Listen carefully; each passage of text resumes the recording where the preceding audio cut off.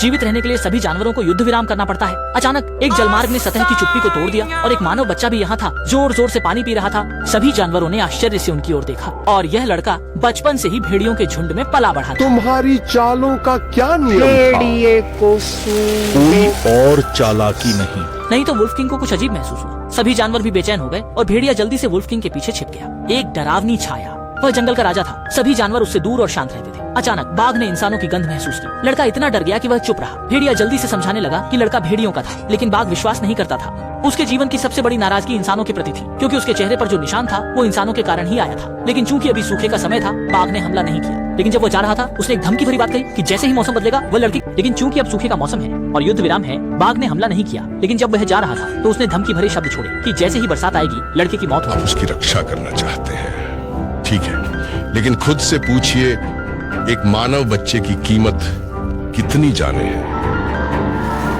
हालांकि जल्द ही बारिश का मौसम आ गया और युद्ध विराम की अवधि भी समाप्त हो गई। लड़के ने वुल्फ पैक को परेशानी से बचाने के लिए स्वयं पहल की। हालांकि वे बहुत दुखी थे, लेकिन सुरक्षित रहने का एकमात्र तरीका मानवीय दुनिया में वापस आना था। इसलिए फ्लाइंग लेपर्ड ने उन्हें साउथ सी की ओर ले जाने में मदद की, लेकिन वे जंगल छोड़ने से पहले ही खतरे से टकरा गए। लड़का इसे हल्के में लेता है, अनजान की बात पहले से ही उसे घूर रहा था।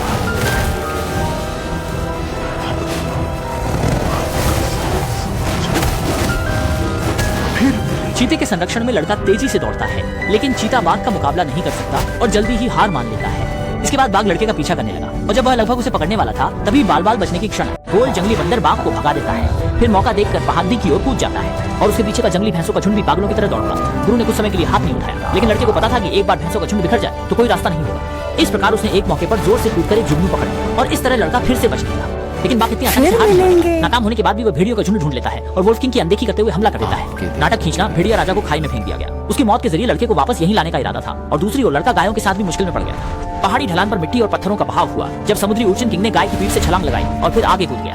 अंत में लड़के ने पेड़ों की मदद से फिर से बच निकला और वह एक रहस्यमय जंगल में पहुंचा, जहां उसे एक विशाल सांप की खाल मिली। लेकिन उसने कभी भी ऐसी चीज नहीं देखी थी। फिर उसने तुरंत सांप की खाल को फेंक दिया और आगे भागता रहा। बिल्कुल नहीं पता, खतरा करीब आ रहा है। वास्तव में बहुत दूर नहीं जाने पर एक विशाल अजगर धीरे धीरे प्रकट होता है। लड़का डर से स्थिर खड़ा था। एक भी आप जंगल में इतनी गहराई में क्या कर रहे हैं? यह मेरा घर है। लड़के के अतीत को जानकर लड़का कुछ अविश्वसनीय लग रहा था। इस बीच अजगर की आंखों में कुछ जादुई शक्ति फैलती प्रतीत होती है और लड़का धीरे धीरे चकित और मोहित हो जाता है। लड़के ने सांप की आंखों में वास्तव में उस दिन को देखा जब उसका पिता उसे गुफा में रात भर ले गया था। एक बाघ अचानक उन पर हमला कर देता है। पिताजी मशाल से जोरदार प्रतिरोध करते हैं, लेकिन अंत में बच नहीं पाते हैं। बाघ का चेहरा भी मशाल से जल जाता है और वो घबरा के भाग जाता है। इस प्रकार ये दक्षिण पूरा था कि इसके बाद लड़के को एक काले पैंथर ने खोज निकाला और उसे भेड़ियों को सौंप दिया, जिन्होंने उसे पाला। जल्द ही अजगर ने अपना असली चेहरा दिखाया, जिसे उन्होंने धीरे से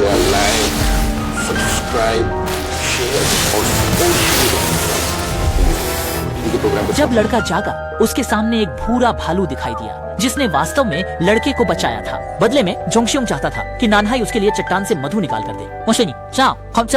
हालांकि कुछ मुश्किलें थीं, लड़का फिर भी एक उपाय सोच लिया। उसने पत्थरों से लताओं को काट दिया, फिर टहनियों को तोड़ा और उसके बाद लताओं को पहाड़ी की चोटी पर मौजूद पेड़ से बांध दिया और खुद को लताओं से पकड़कर मधुमक्खी के छत